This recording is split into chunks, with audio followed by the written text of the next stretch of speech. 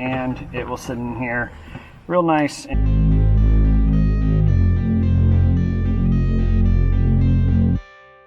Today we are going to install one of these OE panels. It is a switch panel that replaces a piece in the 5th generation Toyota 4Runner. They make them for Tacomas also, and I believe a few other vehicles, but what it does is it allows you a solid mounting point for an aux beam controller. Let's see what's in this box. Alright, so here's the box, and as we open it up and see what's inside, it's pretty simple. So it comes with an adapter.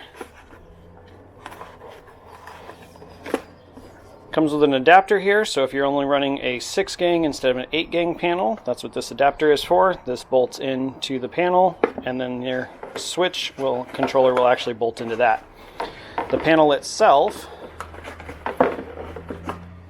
is just a full replacement panel for the one that goes in the vehicle. So you switch over your mirror controls and then the other couple of switches here, and then your aux beam will bolt right into the top of that, and then it just snaps right in place of the factory one. So I'll show you what that looks like right now. Alright, so it's this panel right here that we're replacing, and you can see we went ahead and screwed in the new aux beam controller. It's just held into the back with 4 screws. So what we're going to do is we're going to pop this one out, and we'll get your mirror controller, the dimmer switch, and the inverter switch and pop them into here, and then we'll see if we have another blank for the empty one. And then get this all cleaned up. There's a couple pieces that you have to transfer over, so I'll show you that in a minute. But in order to get this piece off, the easiest way to do it is to come back here behind this seal and just reach in there with your trim tool, and you can kind of get a edge on it, give you a piece to start pulling on it, and then you can use your hand or another trim tool and come in here, and it'll pop real easy. Doesn't take a lot of force. Just gently pop the rest of it out all the way across. Being careful of your wires behind. Unplug the connectors.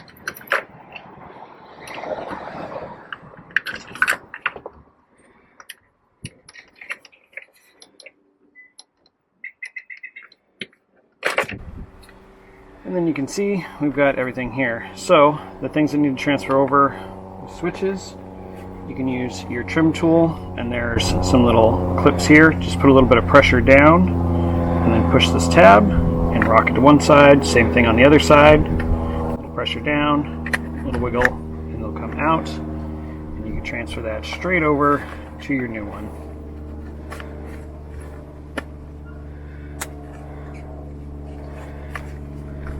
Repeat that with the other one here. Pop that one. Leave the inverter on the end. Now you can rearrange these in whatever direction you want. All of these are the same. So if you want to put your inverter button over here or your dimmer over here, however that is for you, what's best for you, that works. And then your mirror controls, you probably won't be able to see it, but the clips are on the sides over here. So you got a little clip there, and then a little clip here.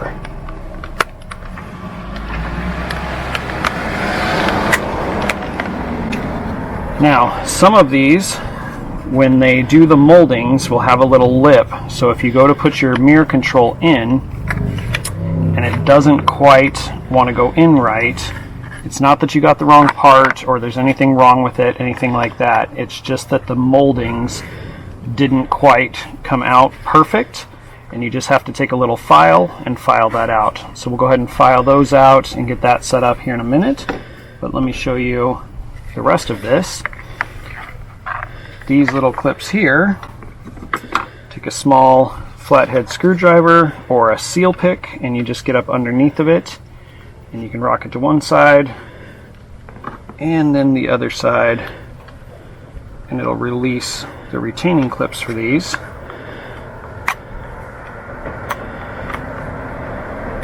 Like that. And you can see those little retaining clips down in there. That's what you're trying to release, and just transfer them straight over to the new part. So we'll get all that transferred over, and then this piece right here, this whole nub, has to be cut off, excuse me, because of the way of where this sits here. It interferes with it. So you just take a vibrating saw, or you can do it with an X-Acto. It'll take you a little while, but you're just going to cut straight up the side here, straight across the top here, straight down the side here, and this whole piece right here will come off. So we'll get all that done, bring you back. Alright, so we've started filing on it here, and as you can see, we got it to where we can get it to start going in. Now you don't want to take too much off at any one time, because as we get it closer down in here, you can notice there's no gap at the bottom and a big gap at the top. So we want to take the rest of our material off at the top so that this sits in there with an equal gap around it. So finish that up. Once you get it all fitted, you can see got it all in there nice and clean. Found our blank. So this will go in here. We'll run our wires and it will sit in here real nice and clean right there. I'm not going to show you the rest of the install. You've seen me install aux beams before. Real simple, short video today, just showing you this panel from OE Panels and how it gives you the ability to put your aux beam controller at a hand's reach without drilling any extra holes for a relatively low price. I believe they're right around $100. I'll leave a link down in the description. As always, thank you for watching, and we appreciate each and every subscriber.